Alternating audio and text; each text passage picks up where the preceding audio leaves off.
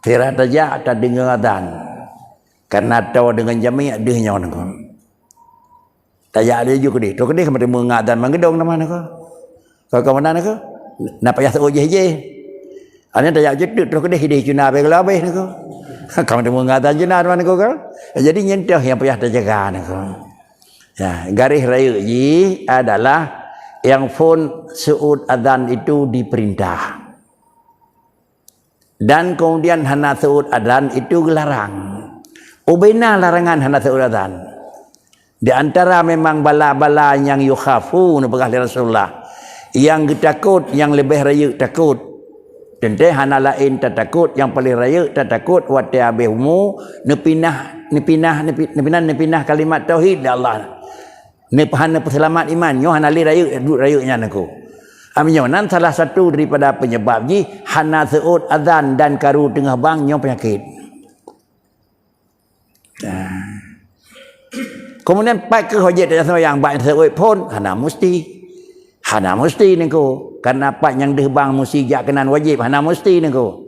Artinya bila hana gejak pakri jeut baik tak fikir ke hana gejak jeut ke hana sembahyang le tengok niku. Nyanyi jeut niku. Sah. Dan yang kedua adalah azan itu tak kalian buat orang kepa azan i'lamun bidukhulil waqti. Azan itu ada dasar kedanya Syafi'i i'lam bidukhulil waqti, memberitahu waktu sudah tiba.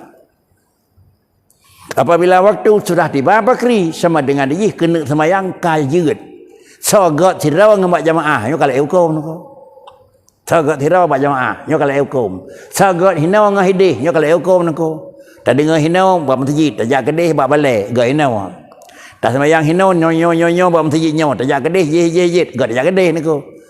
Yang jadi kan kira-kira menunjukkan part yang lebih daripada buat. Tetapi ke azan itu menunjukkan waktu sudah tiba. Dan yang kedua adalah yang pertanyaan tahu tu apa nama? Damang je.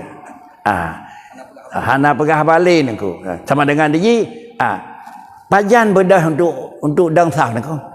Sang menyuhan salah ingat talun tuan tulis. Fa iza faragal muadzinu minal iqamah qamu sang tulis. Nyonya ke hadis ku atas kitab. Fa iza faragal muadzinu minal iqamati baru bedah. Urang bangka selesai daripada iqamah. Iqamahnya na dua paham. Ada lihat kad qamati salah atau kabih la ilaha illallah niku. Tapi yang lebih mirip iza faragal muazzinu minal iqamah kabih la ilaha illallah baru dah. Tang mana lebih kita naku. Ini yang baca Allah akbar pun mudah cuma dua naku kan salah naku.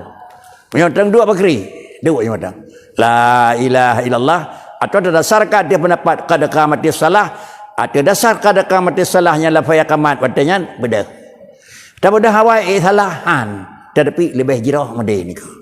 Man kadang-kadang kali pun nak kait malam kamat pun kedua lawan aku. Inilah sunat bedah dia habisnya aku, kedua lawan aku. Teman tawai bedah pakri, apa punya? Kenapa pun aku? Ada yang bicara. Baik pegah habale pakri apabila kamat kali sama dengan bedah bagah-bagah. Bak bedah bagah-bagah laju, apakah bedah bagahnya terkebi laju atau dalam bedahnya nak kira-kira pengaturan sah. Rasulullah ada lihat adzan kamat lihat kamat nedang Rasulullah ni perintah sawu sufufakum yang kali kamat nak sawu sufufakum kali kamat nak pokoknya sawu sufufakum ada bicara sudah ahli kamat sawu kado yang penting nak sawu nak ada kala droimum ada kala kan imum pakrici kira-kira mau balik ke kan